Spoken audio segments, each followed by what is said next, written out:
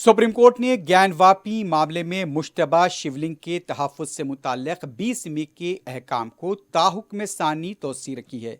आला अदालत में आज इस मामले पर समाअत हुई और 17 मई को शिवलिंग के तहफ़्फ़ुज़ से मुताल्लिक़ जो अहकाम जारी किए गए थे उस पर कोई हुक्म इल्तिवा जारी नहीं हुआ, बल्कि आला अदालत ने इस अहकाम को ताहुक्म सानी बरकरार रखा है।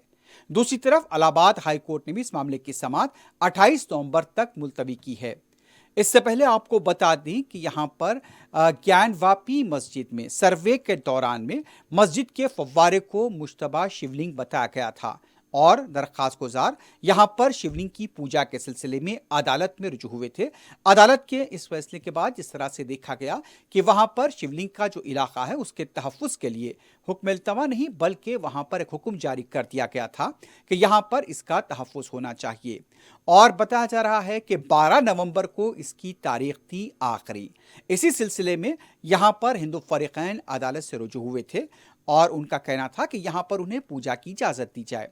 आला अदालत ने यह कहा है कि ताहुक्म सानी जो पहले के अहकाम थे मुश्तबा शिवलिंग के इलाके के तहफ़्फ़ुज़ के लिए, ताहुक्म सानी वो अहकाम बरकरार रहेंगे।